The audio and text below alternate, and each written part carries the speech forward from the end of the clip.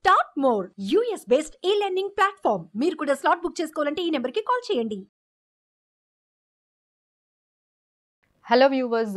So ఈ topic అంతా కూడా మనకి సెబీ రెగ్యులేషన్స్ అండి. మనం లాస్ట్ కపుల్ ఆఫ్ ఇయర్స్ నుంచి మనం చూసుకున్నట్లయితే సెబీ చాలా రెగ్యులేషన్స్ తీసుకొస్తుంది. ఎందుకంటే మార్కెట్‌లో మ్యానిపులేషన్ ఎక్కువైంది అండ్ వాలటిలిటీ ఎక్కువైంది అండ్ స్పెక్యులేషన్ ట్రేడింగ్ కూడా చాలా వరకు జరుగుతుందండి. సో ఇవన్నీ తగ్గించడానికి సెబీ ఎప్పటికప్పుడు ఈ మధ్య అయితే మనం చాలా చూస్తున్నాము. So they are getting so many measures and they are getting so many regulations. So అవన్నీ మనం అప్డేట్ చేసుకోవడం అనేది చాలా ఇంపార్టెంట్ అండి. సో లెట్స్ స్టార్ట్ విత్ అసలు ఎలాంటి రెగ్యులేషన్స్ మనకి తీసుకుంటుందని చూసుకున్నట్లయితే ఫస్ట్ వాళ్ళు ఏం చేశారంటే ఈ మార్జిన్ అనేది 100% తీసుకోవడం స్టార్ట్ చేశారండి. ఎందుకంటే ఎవరైతే ట్రేడింగ్ చేస్తున్నారో వాళ్ళకి అసలు మ్యాక్సిమం రిస్క్ ఏంటో తెలియాలని చెప్పి వాళ్ళు 100% ముందుగానే మార్జిన్ కలెక్షన్ చేసుకోవడము. ఆ తర్వాత ఏఎస్ఎం జిఎస్ఎం అనేది తీసుకొచ్చారంటే అంటే ఎడిషనల్ సర్వలెన్స్ మెకానిజం కానీ లేకపోతే గ్రాడ్యువల్ సర్వలెన్స్ మెకానిజంని తీసుకొచ్చారండి. సో దట్ ఈ స్మాల్ క్యాప్ మిడ్ క్యాప్స్లో ఏమైనా మన బ్రోకర్స్ మ్యానిపులేషన్స్ ఇవన్నీ కూడా కంట్రోల్ చేయడానికి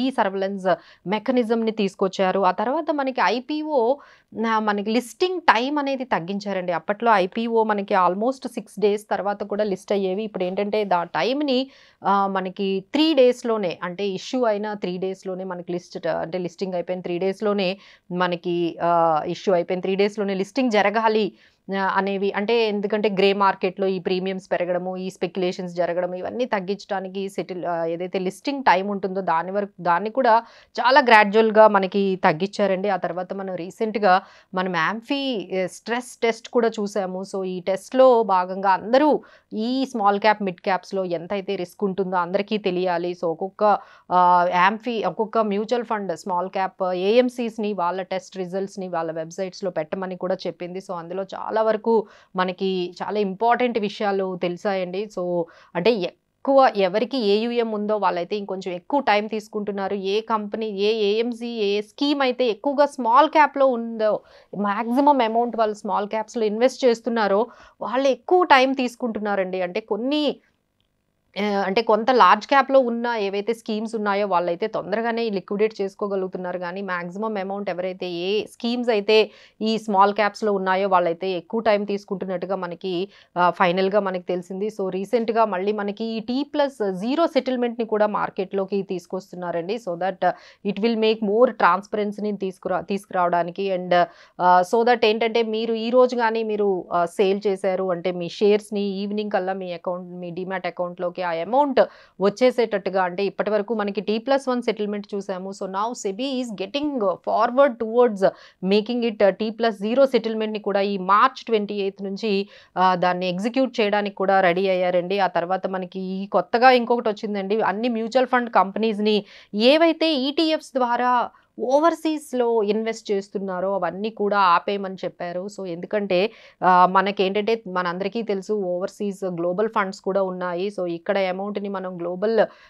కంపెనీస్లో కూడా ఇన్వెస్ట్ చేస్తున్నాయి మ్యూచువల్ ఫండ్ కంపెనీస్. సో అవన్నీ కూడా లిమిట్స్ అనేవి ఆల్రెడీ రీచ్ అయిపోయాయి. అంటే వాళ్ళ మ్యాక్సిమం లిమిట్ మనం చూసుకున్నట్లయితే మనకి $7 billion ఏదైతే ఉందో అది రీచ్ అయిపోయింది. ఈటీఎఫ్స్ ద్వారా $1 billion ఉంది, అది కూడా రీచ్ అయిపోయింది. కాబట్టి so SEBI has asked all mutual fund కంపెనీస్ని మీరు ఈటీఎఫ్స్లో కూడా ఇన్వెస్టింగ్స్ అనేవి ఇంకా ఆపేయాలి అనేది చెప్తున్నారండి. సో తర్వాత కొన్ని ఆల్రెడీ స్ట్రెస్ టెస్ట్ తర్వాత ఇంకొన్ని స్మాల్ క్యాప్ కంపెనీస్ కూడా మాకు ఇంకా మీరు మ్యూచువల్ ఫండ్స్ ద్వారా స్మాల్ క్యాప్స్లో ఇంకా ఇన్వెస్ట్ చేయటం కానీ యాక్సెప్ట్ చేయటం కూడా వాళ్ళు అమౌంట్ని ఆపేశారు. So many changes are happening అండి. సో మ్యాక్సిమం ఏంటంటే to protect the investors, small investors risk అనేది చాలా ఎక్కువగా ఉందండి. రీసెంట్గా మేము ఒక స్టడీ చూసామండి. అందులో మనం చూసుకున్నట్లయితే ఇప్పుడు ఏవైతే యూఎస్లో ఒక ₹1 మనకి క్యాష్ సెగ్మెంట్లో ట్రేడింగ్ జరిగితే 9 times అబౌవ్ మనకి డెరివేటివ్స్లో ట్రేడింగ్ అనేది జరుగుతుంది. అలానే మిగతా కంట్రీస్ కూడా మనం చూసుకున్నట్లయితే అక్కడ ఒక ₹1 అంటే ఎగ్జాంపుల్ ఒక ₹1 కానీ ట్రేడింగ్ అంటే దాని ఈక్వలెంట్గా ఒక 20 times 30 times డెరివేటివ్స్లో జరగడం అనేది మనకి కనిపిస్తుంది. 9 times 20 times 30 times. బట్ ఇండియాలో మనం చూసుకున్నట్లయితే వీఆర్ టాప్డ్ అండి.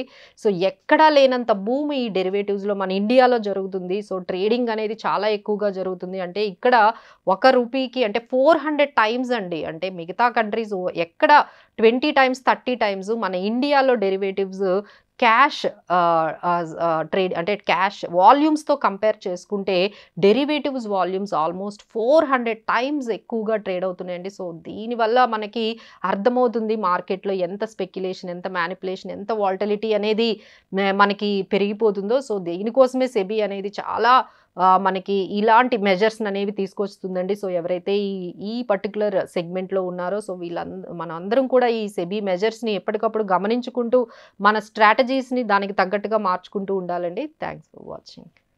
సుమన్ టీవీలో మీ పర్సనల్ అండ్ బిజినెస్ ప్రమోషన్స్ కోసం కింది నెంబర్కి కాంటాక్ట్ చేయండి.